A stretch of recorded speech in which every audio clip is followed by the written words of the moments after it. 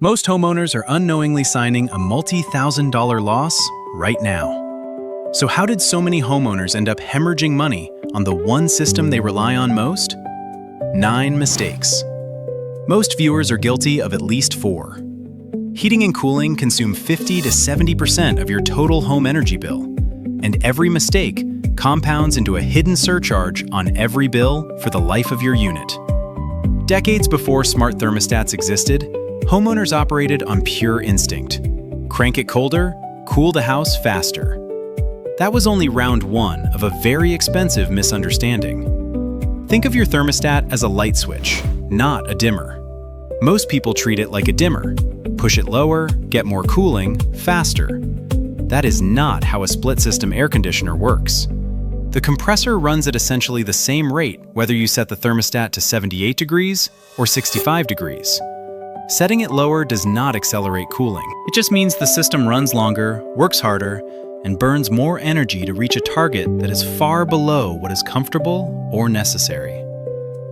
The Department of Energy has published data confirming that misusing a thermostat, failing to use setback schedules, leaving it static at one temperature around the clock, can raise your annual heating and cooling costs by more than 10%. That number sounds modest until you do the math on it over a decade. Here is the mechanism most people miss. Every single degree you cool below your optimal set point costs approximately 3% more in energy.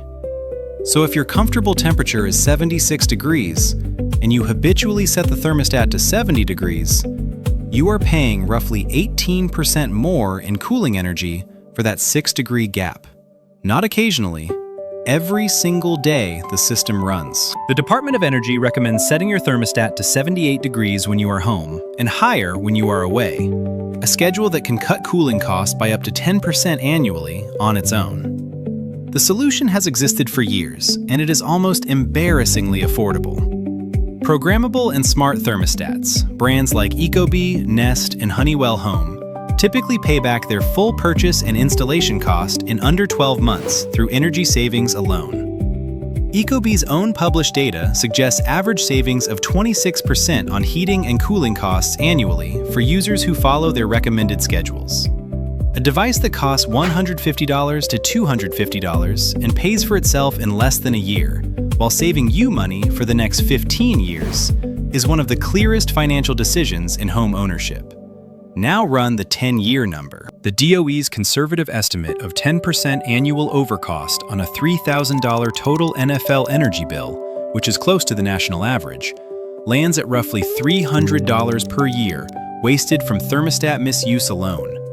Over 10 years, that is $3,000 extracted from your wallet by a single habit. One habit, the first of 9. The thermostat setting you chose this morning was a warning sign.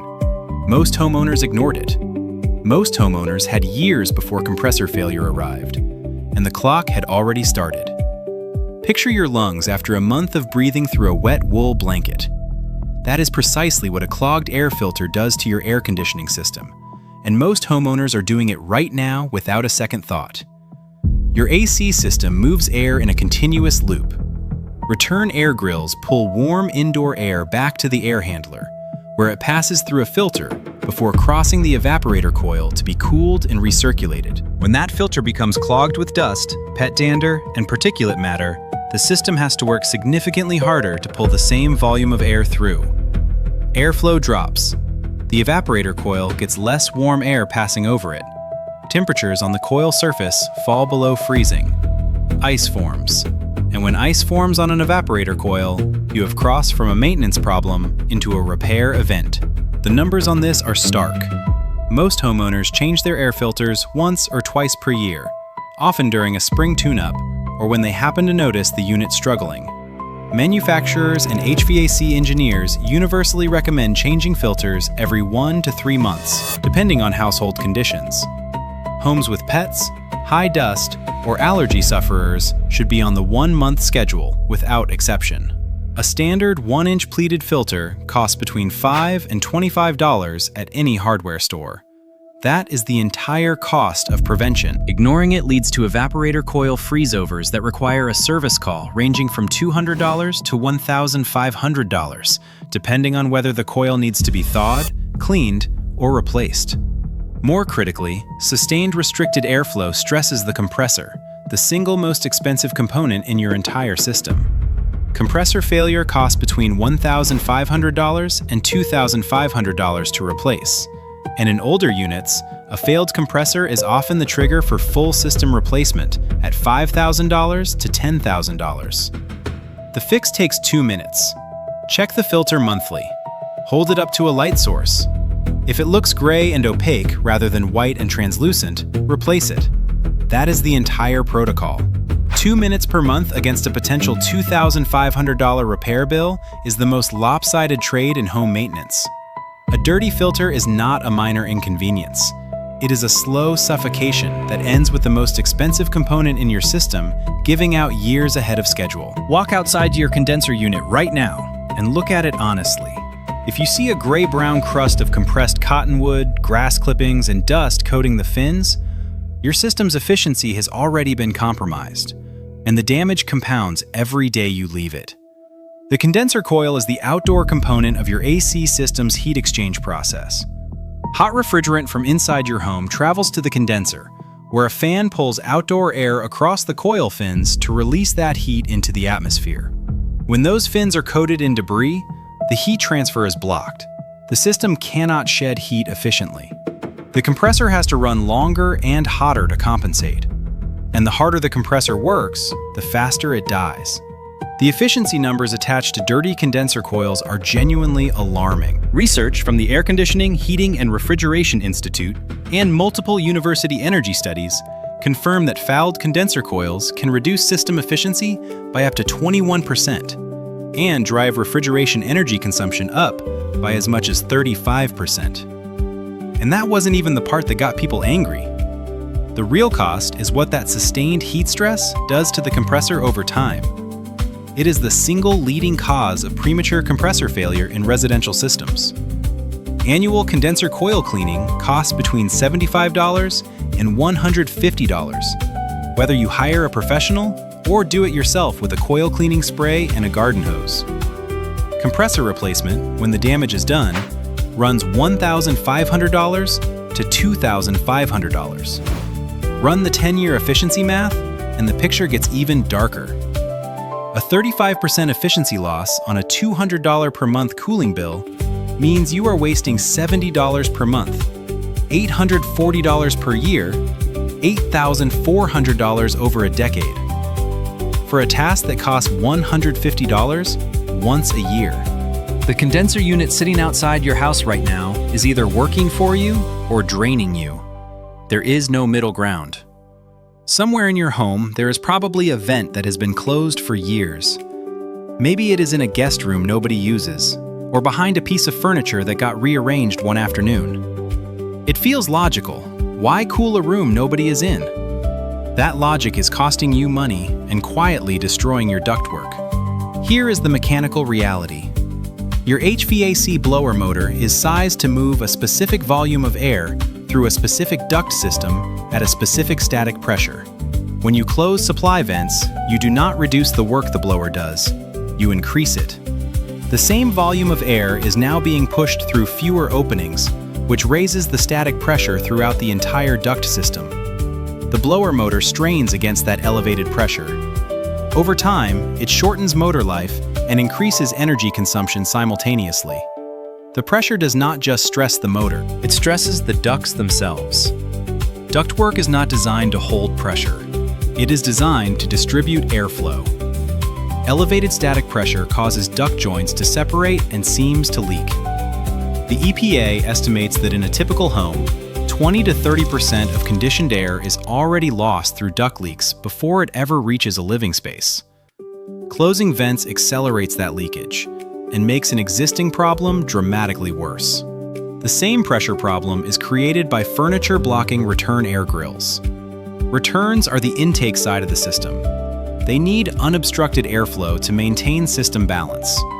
A couch pushed against a return grill creates the same elevated pressure scenario as a closed vent. walk every room, and check every return. If there is furniture within 6 inches of a return grill, move it. Homeowners who discovered their vents were open celebrated the easy fix. They shouldn't have, because the duct damage caused by years of elevated pressure does not reverse itself when you reopen the vent. The 10-year cost of 25% duct leakage on a $200 monthly cooling bill is $600 per year, $6,000 over a decade, bleeding silently through gaps in your walls and ceilings. If you have made any of these first 4 mistakes, drop a number in the comments right now. 1, 2, 3, or 4 for every one that applies to you. Be honest. This is a judgment-free zone, and the data suggests most of you are dropping multiple numbers. Here is where we need to pause and recognize something important. We are not halfway through this list, and we are already looking at potential 5-figure losses. Thermostat misuse alone, $3,000 over 10 years. Filter neglect contributing to compressor failure, up to $2,500 in a single repair event. Dirty condenser coils bleeding efficiency, $8,400 over a decade. Duct leakage from closed vents and blocked returns, $6,000 over 10 years. Stack those numbers. Add them. That is not a hypothetical worst case. That is what happens when 4 common fixable mistakes run uncorrected across the life of a single system. The industry does not explain this to you because the industry profits from your inefficiency. Contractors get paid for repair calls. Utility companies get paid for every kilowatt hour your struggling system burns. Nobody in that supply chain has a financial incentive to hand you this math and tell you to act on it. Read that again. This channel runs the math so you do not have to. We take the numbers the industry buries in technical manuals and installation guides, and we translate them into what they actually mean for your wallet over 10 years. If that is the kind of consumer intelligence you want in your feed every week, hit subscribe. This is the work we do here. Not hype, not guesswork. Real numbers with real consequences. Because the next 5 mistakes on this list get significantly more expensive. And the one coming up right now involves a government-mandated phase-out that your contractor almost certainly never explained to you. For a while, things actually seemed fine. The system ran, the bills arrived, nobody asked the right questions. That didn't last. There is a substance inside millions of American air conditioners right now that the federal government banned from production in 2020. If your system was installed before 2010, there is a strong chance it runs on that substance. And if it ever needs a refrigerant recharge, you are about to discover exactly how expensive a government phase-out can be. R22 refrigerant, sold under the brand name Freon, was the industry standard for residential AC systems for decades. The EPA mandated its phase-out under the Clean Air Act due to its ozone-depleting properties. Production and import of R22 were fully banned in the United States as of January 1st, 2020. What remains is a finite stockpile held by distributors and contractors. And that scarcity has driven prices to between $100 and $175 per pound on the current market. Most people never heard about this part. A typical residential AC recharge requires 2 to 4 pounds of refrigerant. Run that math. A full R22 recharge today can cost between $400 and $700 or more. And that is before labor, diagnostic fees, or the cost of finding and repairing the leak that caused the refrigerant loss in the first place. Contractors are not legally required to proactively explain the phase-out situation to you. Many will simply recharge the system, hand you a bill, and let you discover the problem again next season when the refrigerant leaks out again. The successor refrigerant, R410A, is now itself facing transition pressure. New EPA rules under the AIM Act are pushing the industry toward lower global warming potential alternatives, including R32 and R454B. If you are buying a new system today, understanding which refrigerant it uses and what the regulatory trajectory looks like is not optional. It is financial due diligence. Homeowners with pre-2010 systems need to run a specific calculation. What does continued repair and recharge cost versus what does replacement cost versus what does the escalating price of R22 do to that math over the next 3 to 5 years. A $700 recharge on a 15-year-old system with a known leak history is not a repair. It is a delay. The refrigerant in your system is either a manageable asset or a ticking liability. Knowing which one it is costs nothing. The contractor shows up, walks through your home, glances at the square footage, and names a tonnage. No calculations. No measurements of window area, insulation R value, ceiling height, or local climate data. Just a number pulled from experience and habit.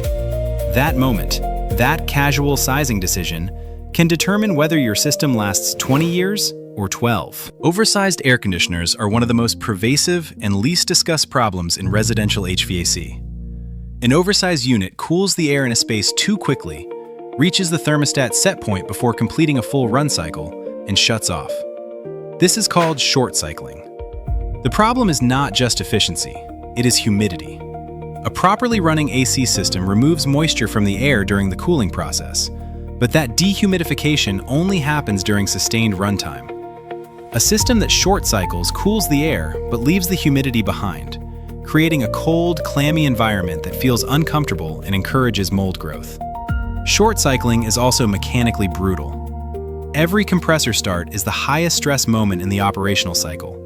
The motor draws a surge of current to overcome inertia and pressurize the refrigerant circuit from a standing start. A system that short cycles starts and stops dozens of times per day instead of running in long, efficient cycles. The cumulative wear on the compressor motor is dramatically accelerated. An undersized system has the opposite problem.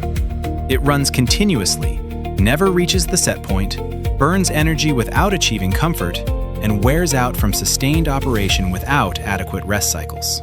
Proper sizing requires a manual J load calculation, a detailed engineering assessment that accounts for square footage, insulation, window orientation, local climate data, and occupancy patterns.